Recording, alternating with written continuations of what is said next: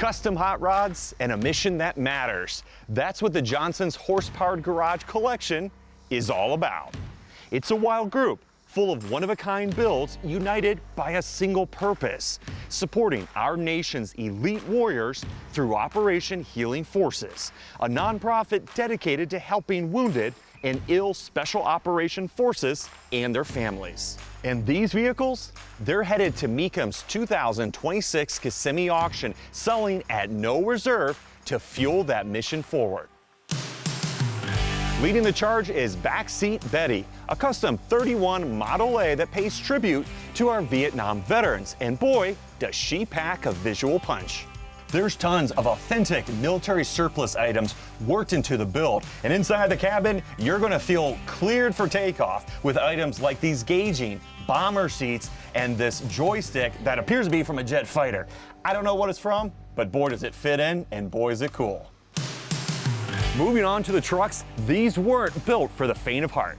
This 31 International has that farm fresh field look, but don't let these patinaed rusty looks fool you. Everything is bolted, welded, and screwed together and ready to rock and roll. There's a big block up front with rowdy side pipes, and man, I would love to see this thing at full send lighting up these massive Mickey Thompson tires.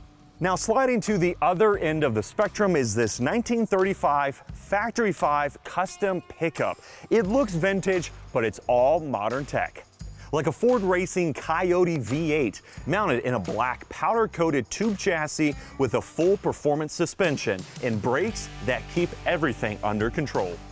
Also packing some attitude, these Chevys, with each of them having a party trick, hydraulic flip-up bodies. Which is a must because these cars are low, like really low. And if you get inside, I hope you have some attitude because you become one with these outlaw machines. On the 33, once you get past that green painted engine topped with that massive tunnel ram, you'll find some other visual touches like custom pinstriping and a distinct Jack Daniels motif. The 31 is just as radical, also featuring a massive roof chop along with a custom frame and roll bar, and you won't miss it with these open headers.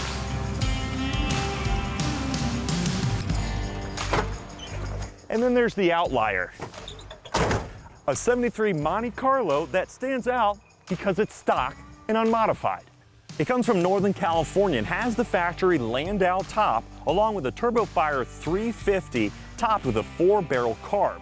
It's a wonderful example of 70s comfy personal luxury and is a great cruiser as is, or is the perfect foundation for a future radical build. It's a one-of-a-kind collection that won't go unnoticed, and it's selling to benefit those that have served and given so much. So if you're after a hot rod with some brash attitude and a cause worth backing, you'll find it here. We are so excited to see these vehicles go across the auction block. We know that 100% of all proceeds from the cars donated by Johnson Horsepower Garage are going to go directly to the men and women who serve our nation at the tip of the spear. Operation Healing Forces is a national nonprofit. We serve all branches of Special Operations Forces service members, veterans, their families, and their caregivers. We serve the wounded, injured, ill, and families of the fallen. We have 2 different types of therapeutic retreats. The first is for our Special Operations Forces couples. The second one that we hold is for our Special Operations Forces caregivers.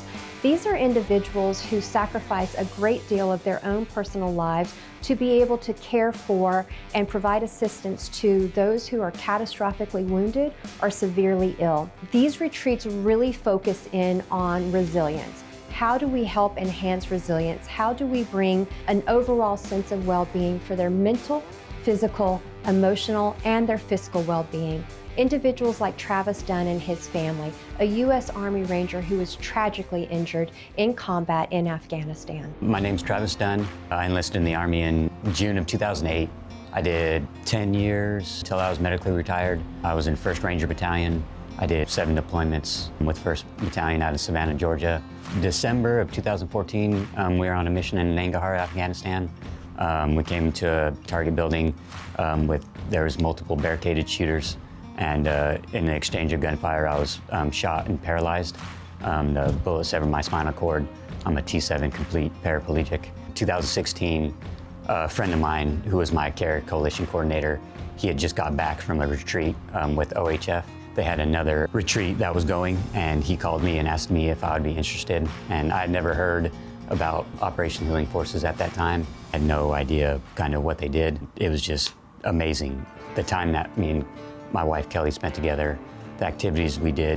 Having those experiences with the adaptive sports kind of opened Travis's mind to not having a limited view of what his capabilities are. When you can put yourself in new situations that you haven't experienced and then realize like, oh, that was actually fun and enjoyable, I can do that again, then that momentum can apply to so many other areas of life. So after that retreat, Travis started playing adaptive sports. He did competitive wheelchair basketball and rugby, archery.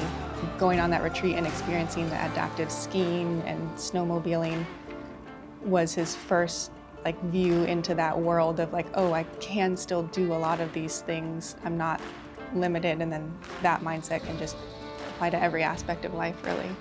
One of the things that really keeps us and our partners motivated is the impacts that we see on the lives of those that we serve. We are so proud of the fact that through our programs, we've been able to walk alongside him on his journey of healing to get to the point where they are thriving.